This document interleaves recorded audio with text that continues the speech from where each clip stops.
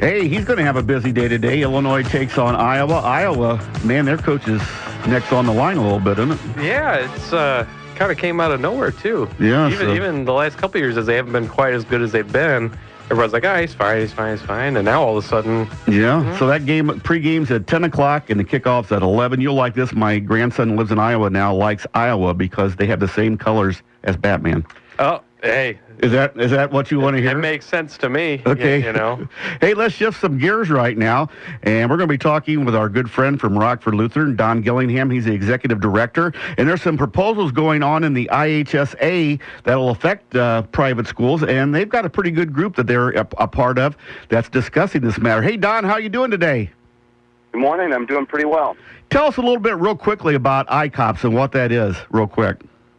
Well, the ICOPS group is a group that pays attention to the interests of private schools around the state. And, it's like a constant awareness. It's like being in Wisconsin with the mosquitoes, all the attacks on private schools that happen from time to time. And we just wave them off if we can and keep going where we're headed. And it's an organization that, when I looked at the membership, there's a lot. The looks like the suburb and the city conferences are a big part of it with the Catholics and the other Christian schools. But also a lot of people are affiliated. I think that's what you guys are, right, with ICOPS?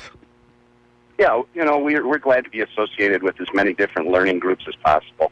Education really is about networking, and so we network with the private school people. We network annually with Lutheran high schools around the country, and we've got a great relationship with our public friends in the Big Northern.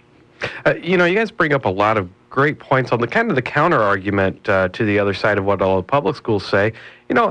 From your guys' standpoint, how does it feel when you see you kind of mentioned a public school team that maybe dominates in a sport, one that could hit close home to you guys depending how football goes. You see a team like Rochester who wins every year. How does that feel to see a public school able to dominate year after year, but if you have a good year as a private school, now that means you've got to go somewhere else and try to do it at a higher level? I'll tell you a quick story. I grew up in Detroit. I was 7 years old in 1960, and the Tigers had finished second to the Yankees like they always did. And in the World Series, 7-year-old, I'm rooting for my affinity group. I'm rooting for the American League. And everybody was on my case. You can't root for the Yankees. I said, why can't I root for the Yankees? Because they win all the time.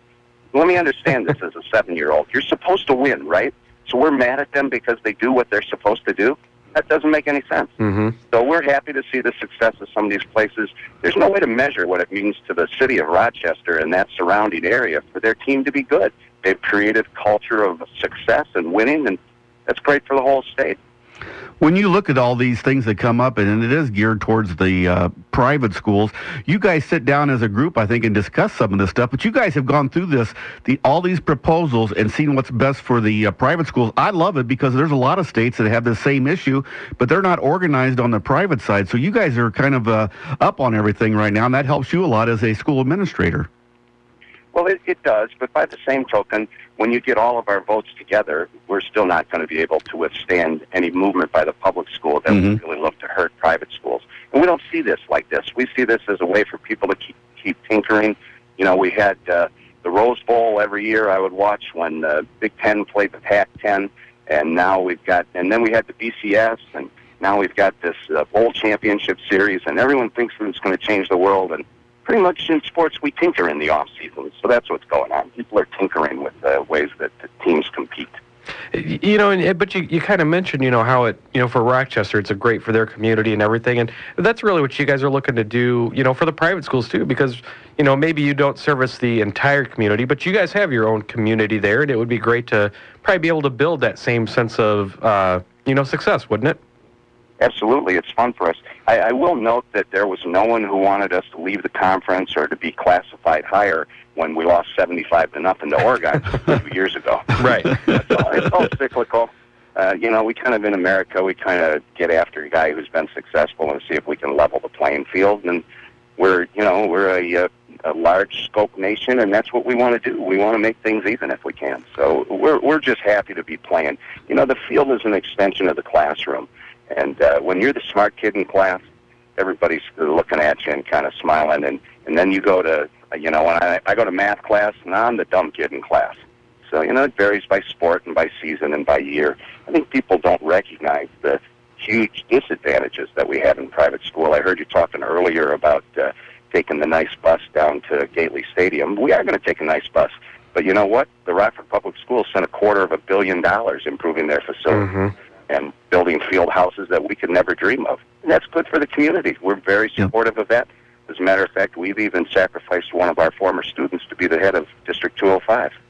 There you see that. That's what I like about you, Don. You always see those half full glasses when it comes to the situation. Let's look at this real quickly. There's a transfer rule in there that the private schools are talking about. There's also the success factor, and there's also the separation of tournaments. Which one do you think is going to affect the private schools the most? And it doesn't look like some of those are going to do very well when they come to vote. My guess is all three of those will lose. You've had some interesting stories on the proposal that Sycamore has for regional football. To give you an example of that, if people search your site and see that Rockford Christian would be 2A under that proposal and Lutheran would be 4A, that works out because even though Rockford Christian is a little bit bigger than us in the high school, they haven't won a first-round match in football, and so they stay at their real size. If you win a regional or a first round, and it varies from sport to sport, then you get multiplied. So we have 407 students, and they multiply us by 1.6. That's the multiplier. If you don't win, they don't bother you. But then if you go beyond that and bring home a state trophy, then you get bumped up once more. So our true size compared to other schools would be 2A. But because of the complexity of it, issue number one, the multiplier, is based on a little bit of success. And issue number two, the success formula, is based on a second piece of success. I don't see that either of those things is going to work, and I'm really pretty sure that the transfer rule isn't going to go through either. You know, that rule has been changed a couple times in the last few years. Let's all take a deep breath, see what works, and then move on. You know, and you talk about getting bumped up and things like that, and how tough is that? I know some of the talking points have been on safety.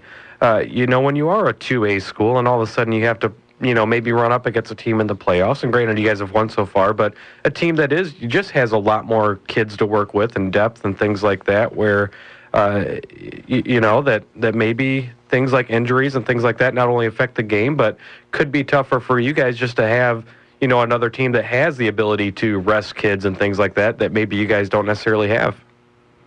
No, it's strange that people, I guess it's not strange, it's human nature. No one wants to deal with the complexity of the issue. There's such a vast difference between basketball and football. How would you possibly compare those two sports?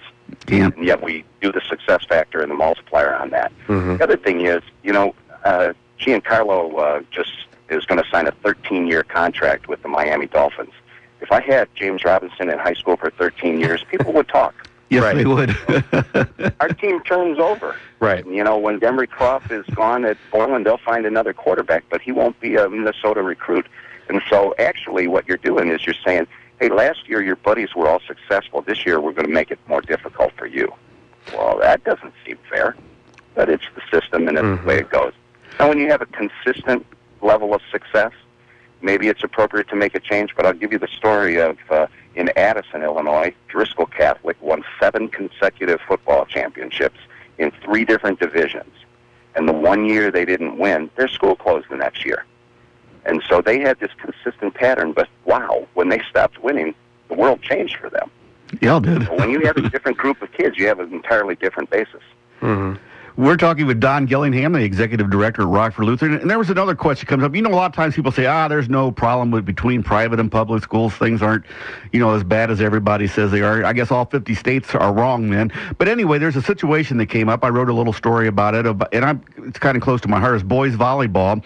The Nick 10 has made boys volleyball a official sport, which is a great thing. And there was talk that maybe they could bring in Rockford Lutheran because you guys are out there on an island by yourself, but it doesn't look like that's even going to happen. Have you seen something through that situation that maybe makes you see that maybe there is some issues out there?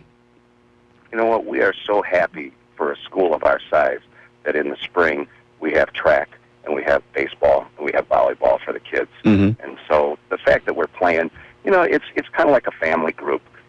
My dad used to be a member of the Moose, or the Eagles, and between the Eagles and the Moose, there's this friendly rivalry. Well, the Nick 10 has their own conference, and that's great, but they still play us. And so we're not eligible for a conference title or for all conference, but we're able to compete.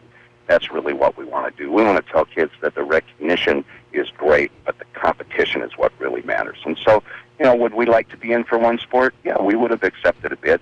Do we understand why they want to keep their conference tight? We absolutely do. So let's say the state comes to you and say it's your decision right here. What do you think is kind of the best solution to some of this mess when it comes to like the success factor?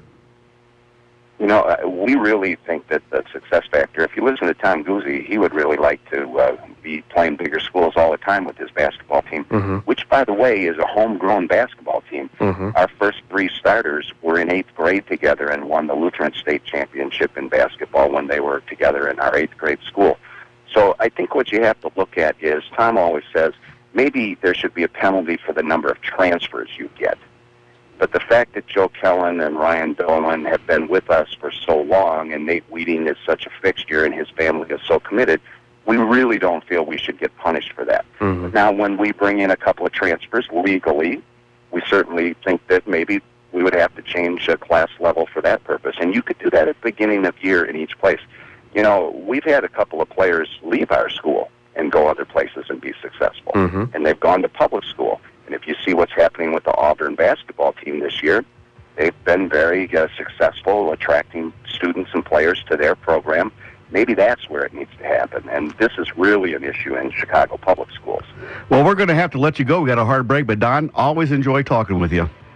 Well, sorry that I filled up all your time, but I always do that. I'm a teacher, and I go until the bell rings. You're great. You're great. We love it. We'll be back with more of the State Line Sports Hour here on News Talk 1440 WROK.